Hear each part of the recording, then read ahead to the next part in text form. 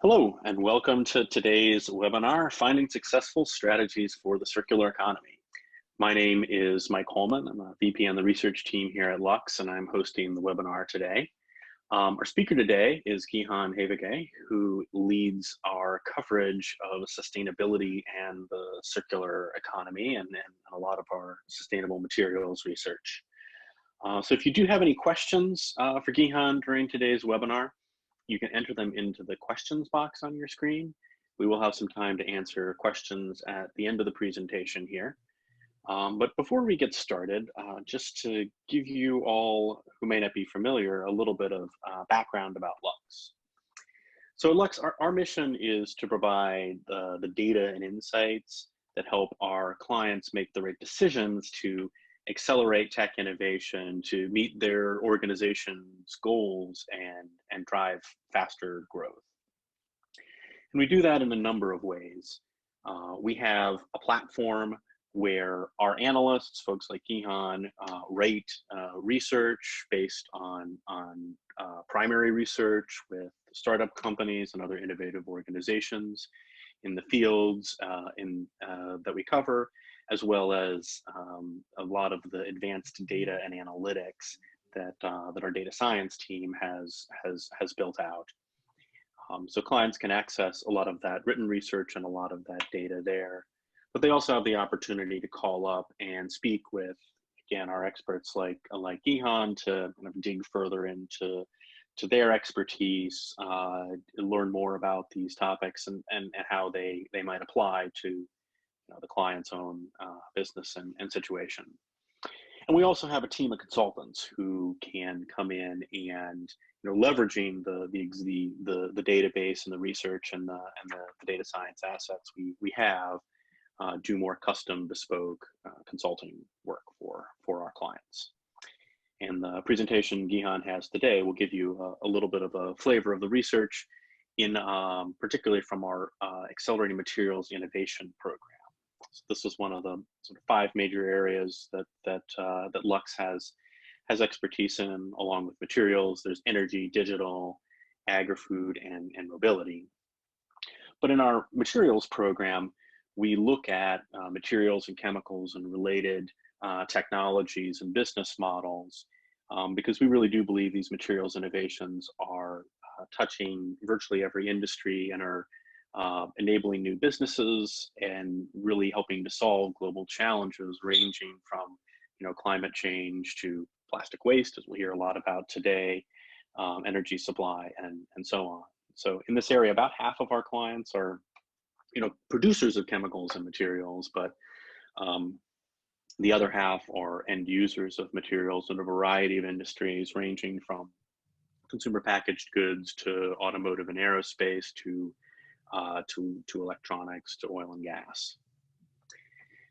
And so with that, I'll turn things over to Gihan and let him tell you a little bit more about some of the work that we've been doing and really what's been one of the hottest areas for our materials research team and one of the hottest areas for Lux overall over the last couple of years, and that's the circular economy.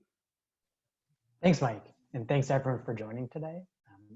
I know this certainly comes at an interesting time for the circular economy with a lot of the impacts from COVID-19. But anyways, at the same time, we've seen a lot of interest for the circular economy over the past few years, and this is certainly something we expect to continue to after COVID-19. For those of you who don't know, I've led officially the bio-based materials and chemicals research at Lux for the past three to 4 years. But over the past 2 years, we've really started to see our clients shift interest from just caring about bio-based materials to the circular economy as a whole and how to deal with waste. We've also seen numerous cross-industry alliances, notably the Ellen MacArthur Foundation's New Plastics Economy and the Alliance to End Plastic Waste, formed to help solve a lot of these issues. All other circular economy talks that you've heard, I'm not going to talk to you about why waste is a problem. You already know that. It's why you're here. And there's a chance that you've probably heard me talk about it or you've read about it somewhere in my writing. So instead, I'm going to talk to you about the ramifications of the circular economy on your business. Because while we're already seeing some smaller changes today, I'm first going to highlight the consequences the circular economy could have on your business and its value chain if you don't prepare for it. Next, I'm going to look at key technologies for the circular economy and how they'll have different impacts on the plastics value chain. And last, I'll show you what the future economy will look like 2040 when it becomes circular. So with all the concern around waste, we're starting to see small changes building towards the circular economy today. But as we see more and more of these solutions coming into effect, we're going to start seeing bigger and bigger disruption to value chains. So to look at some of those smaller changes, we're seeing wasteful materials banned across the globe, even at a time when single-use plastics are in high demand for sanitary purposes. So while New York tried implementing their single-use plastic ban March 1st, even though they had to stop that temporarily, this enforcement is still being pushed back to May 15th. They still are trying to ban these wasteful materials. More recently, we've seen the European Union announce details of its circular action plan, of its Green New Deal. And not only are they trying to ban wasteful materials, they are actually implementing policies to support adoption of recycled plastics, as well as avoiding greenwashing of a lot of new products.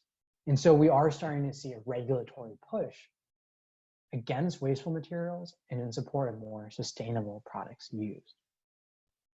Additionally, we are seeing a lot of downstream demand for renewable content. In 2018, we saw 13 leading brands, retailers, and packaging companies join the Ellen MacArthur Foundation's New Plastics Economy to move towards sustainable packaging by 2025 or earlier. We are seeing a lot of these small changes now, ranging from bio-based recycled plastics, reusable alternatives, as well as other materials like aluminum, which have increased perceived recyclability. But as these changes increase, they're going to have a major impact on plastic. And this is something that we wrote about in a report from last year on the Ellen MacArthur Foundation's New Plastics Economy.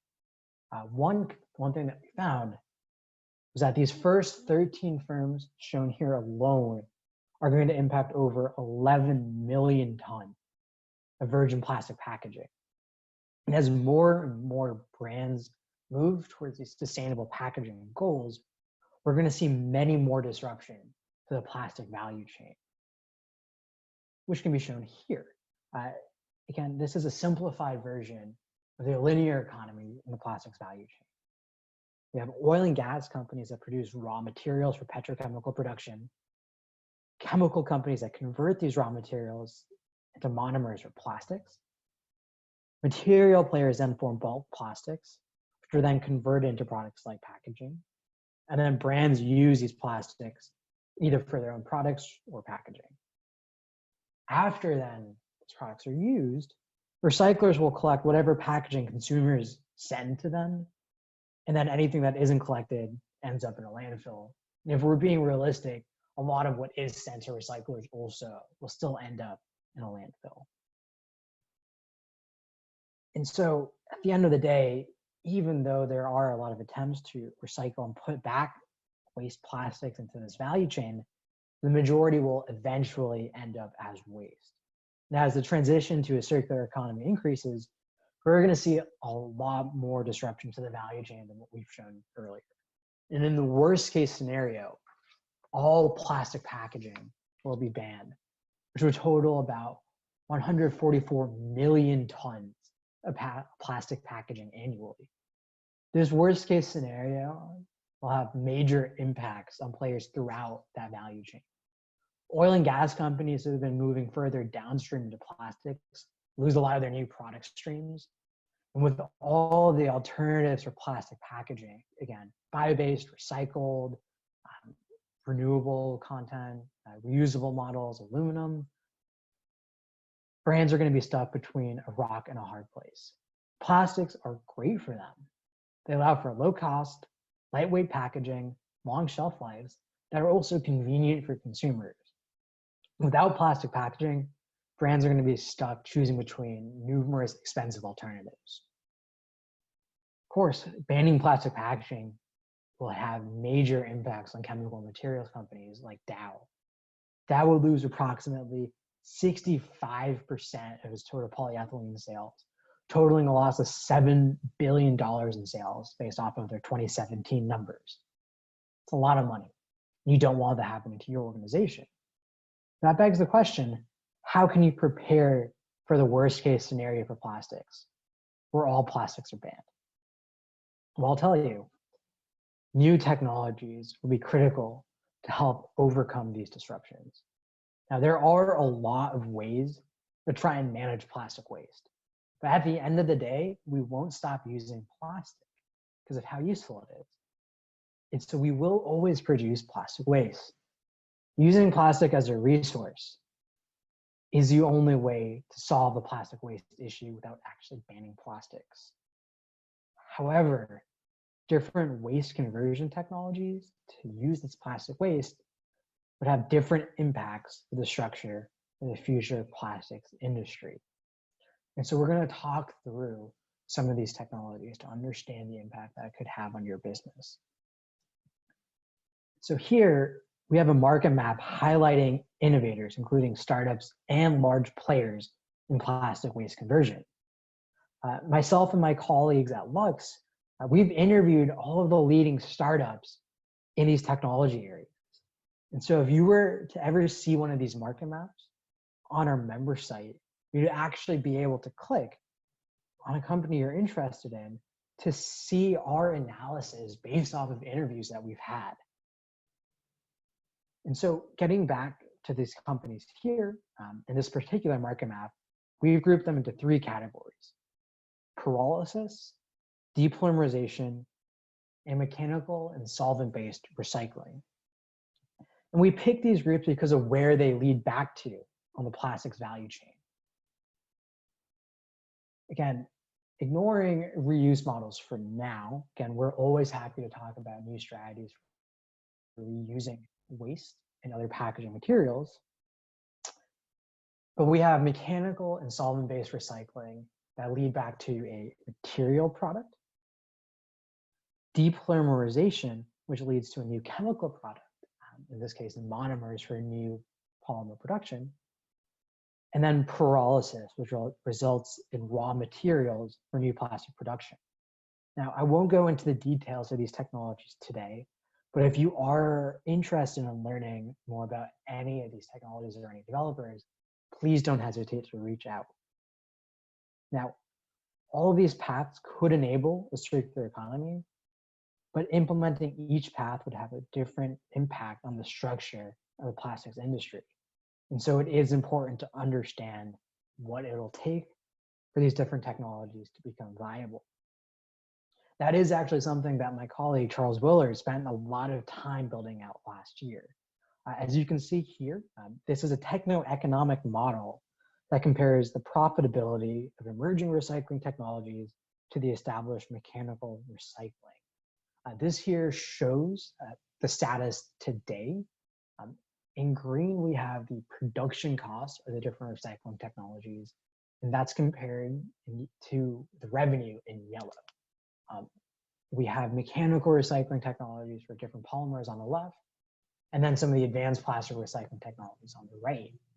And one thing that is certainly apparent is that right now, mechanical recycling technologies have a much higher revenue than the production costs, especially compared to the emerging technologies.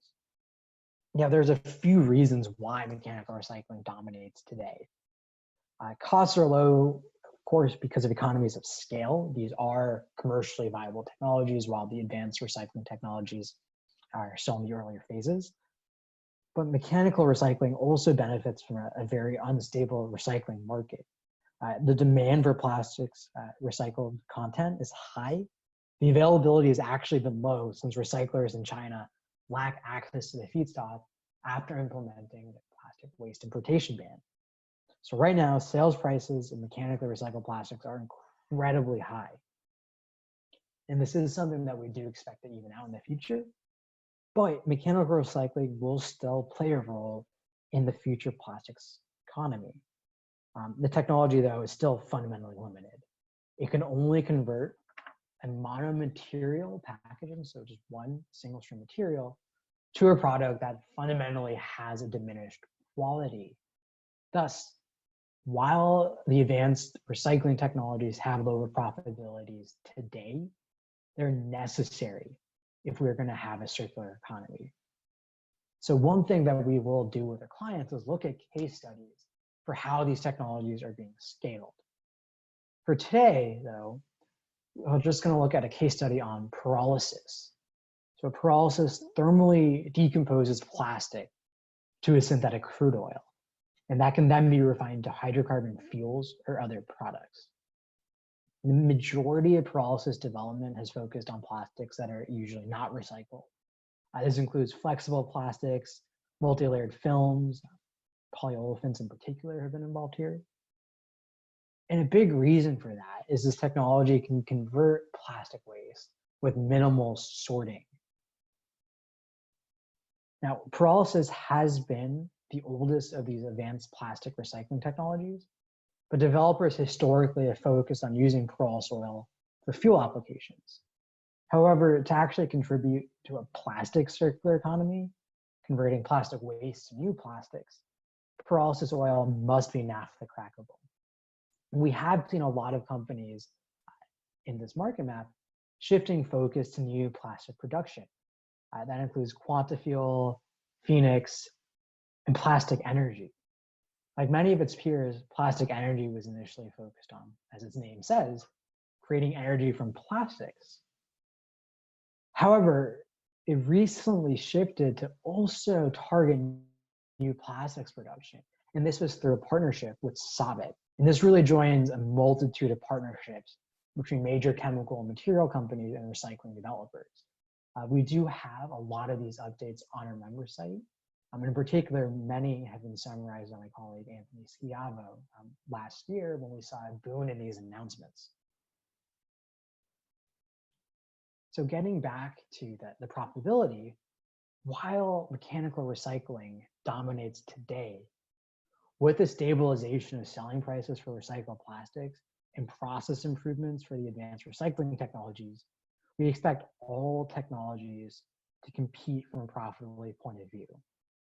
The future plastics economy will rely on all of these conversion technologies. However, because these different technologies lead to different plastic value chain, what that future value chain will look like will greatly depend on what type of company implements what type of technology. And so now we're going to look at some of these future possibilities. What will the circular economy look like in 2040? And what are the possibilities for your business? Again, these technologies will fundamentally change the structure of the value chain. But at the end of the day, waste collection and conversion is an opportunity for business transformation.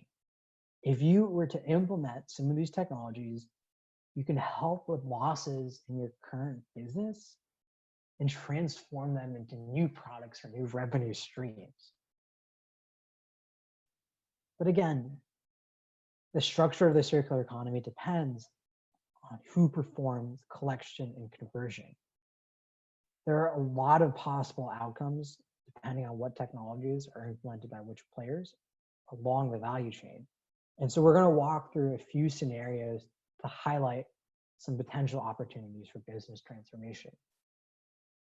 And so if we were to get back to a company like Dow, they are taking quite a few steps towards moving towards a circular economy. For example, they are partnered with a Dutch pyrolysis startup, Phoenix, to use pyrolysis oil for plastics. And so this could potentially change where it gets its raw material for plastics production. And if you are interested, we do have a profile on Phoenix on our member site, and we're happy to talk through that. Dow is also partnered with SCG, though, to establish a plastic circular economy in Thailand. And so they are taking a few steps. But with a lot of the momentum against single-use plastics like polyethylene, Dow still is at risk to lose $7 billion in sales. What it's doing now isn't quite enough.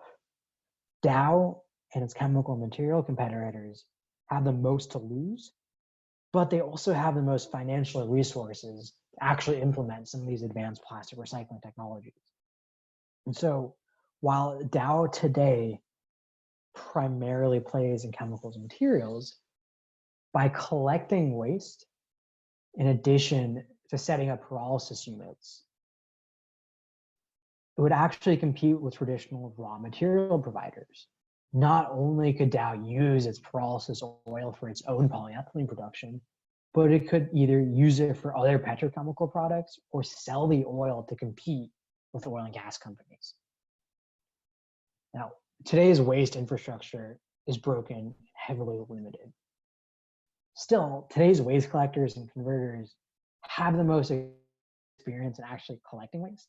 And so unlike Dow, who would have to build up waste collection capabilities from the ground up, a waste collector like Waste Management would only have to improve their existing businesses. But they would benefit even more by trying to implement an advanced recycling technology like depolymerization. So while Waste Management just sits at the end of the value chain collecting waste today, if it were to implement a PET depolymerization technology, it would directly compete with traditional monomer producers and sell PET to companies like Indorama Ventures. We're now going to finish by looking at brands. With the potential for extended producer responsibility schemes to penalize brands, and if you are interested in learning more about regulations across the globe, this is something that my team has been tracking for the past few years. We're always happy to talk about that. And with the possibility of these schemes, consumer packaged goods companies are incentivized to prevent their waste from entering landfills and to improve waste collection. But waste collection on its own is not profitable. So just by preventing their packaging from entering the landfill, that's not enough for them to actually get involved with collection now. However, if they were to add conversion capabilities to collection, they too would be able to add upstream capabilities in new businesses. And so while a company like Nestle just focuses on consumer products today, if they were to implement mechanical and solvent-based recycling, not only would Nestle be able to recycle all of their packaging by using a combination of mechanical recycling for its monomaterial packaging and then solvent-based recycling to be able to separate out the multi-layer packaging it uses, but would actually be able to sell these polymer materials and compete with materials companies. And so we've given you a lot of the possibilities of the different technologies and new businesses created. But you still need to decide what path is right for your organization. And so while this is a glimpse of the plastic value chain today, with business transformation, the future will be much more varied, with different organizations playing a role throughout the plastics value chain. And importantly, the idea of business transformation can work with waste beyond plastic waste. If a company like Toyota was to implement battery recycling technologies, it'd be able to compete with a company like BASF for battery materials. Likewise, if a food and beverage company like PepsiCo collected food waste and converted it to feed and fertilizer, it'd compete with agrochemical companies like Bayer Crop Science. Lastly, if a waste management company like Veolia actually collected and converted its municipal solid waste to syngas, it would be able to compete with natural gas producers like ExxonMobil. Again, these are only a few examples of what might happen in the future circular economy, but we do work with organizations in all sorts of value chains, not just plastics, to understand the possibilities for their business. And so to summarize, the circular economy has a much greater impact than what we're seeing today. If you don't act now, you will fall behind. And waste conversion economics will be critical. Different conversion technologies will have drastically different impacts on future value chains, and it's important you understand what technologies work best for you. But at the end of the day, waste will enable business transformation. If you were to implement the right waste conversion technology for your company, you're able to have new products and new business models. And so with that, I'd like to thank you, and we'll open the floor to questions. Great, thank you very much, Gihan.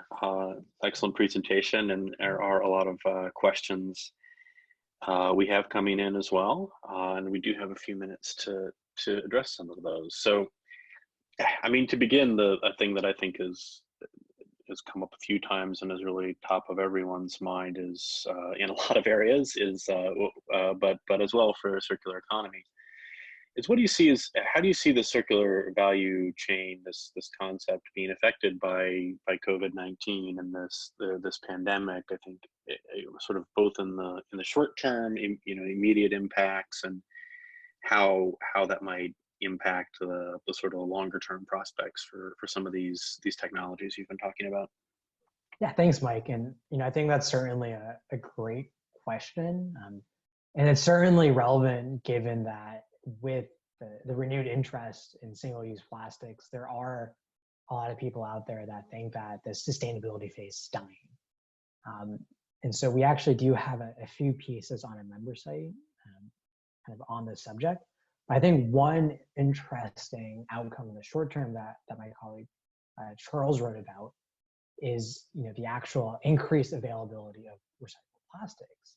Without new plastic waste coming in, a lot of the warehouses that housed waste plastic and that were overstocked due to the lack of recycling in China, there is now a little bit more relief on those organizations. So there's actually a short-term renewed availability of waste plastics. Now, I think the longer term, the question is, are people going to demand more single-use plastic and stop using more reusable or recycled content? And for a lot of reasons, I don't think we actually have time to get into that today. We do think that the sustainability phase is here to last. And that's something that, again, we've written about extensively. And so if you do have more questions and my answer wasn't sufficient, please reach out. Yeah. So another topic that someone was asking about here is the future of multi-layer plastics. I think referring to these film or pouch plastic packaging type of form factors, which are very hard to recycle, but they've really been quite popular and successful. There's a lot of innovation and business development that's gone into those. What's the fate of that sort of thin film multi-layer plastic going to be as the circular economy trend grows? Yeah, so I think that's a great question. Now, there's a few possibilities, of course. With pyrolysis technologies, there is actually a possibility that there's no impact on multi-layer plastics. Those can be handled by pyrolysis today, and even solvent-based recycling in some instances. It does depend on the particular mix of plastics there. That being said, we have seen a lot of interest in moving away from multi-layer plastics to simplify the recycling process. We've seen a lot of material innovation to try and enable monomaterial packaging, whether that is coatings that can allow for improved barrier properties while still having a recyclable film, or even additives, again, that still allow for recycling while improving the barriers there. And I think we have time for one more question. This is sort of a good big picture one, maybe to wrap up on. So, we focused here on recycling technologies, but in terms of companies looking to make materials or make their products more sustainable, how do you think about recycled versus biodegradable or just bio-based, more sustainably sourced materials? Those are kind of overlapping, not mutually exclusive categories, but how do you and your team kind of think about the trade-offs amongst those different approaches to sustainability in materials? Thanks, Mike. Yeah, I think that's probably one of my favorite questions, honestly, to answer, because there really are a lot of different possibilities depending on the specific polymer and where it comes from. Within the bio-based space, I think there certainly is a huge opportunity for emissions reduction, especially when you're targeting plastics that have existing recycling streams. Something like a bio-based PET, for example. And there's the possibility to have reduced emissions while still having a fully recyclable polymer. Now, things get a little bit more complicated when you tie into compostable or biodegradable packaging, not just from a certification standpoint, but really just from a practical standpoint. Just because a plastic has a compostable or biodegradable certification does not guarantee that that plastic will meet that end of life. There are a lot of concerns there with composting facilities often not accepting things like polylactic acid or PLA. And so with a lot of the bio-based, biodegradable or compostable plastics, or even bio-based non-drop-in polymers that don't have equivalents today, not only do these materials require a lot of scaling up, they also require developing recycling streams for them to actually be successful. Great. Well, thank you again, Gihan. That is all the time we have for today. But if you have any questions about this webinar, about the presentation, or about Lux, you can email us directly at questions@luxresearchinc.com, and someone will get back to you. And if you did have any questions you submitted today that we didn't have time to answer, we will reach out to you shortly to follow up on that. And you can see our info here if you'd like to follow us on LinkedIn, Twitter, or our blog at luxresearchinc.com. You can keep getting more of the type of information and insights that we've shared here today. So thanks everyone for all your attention. Thanks again to Gihan for the presentation, and everyone stay safe and have a great day.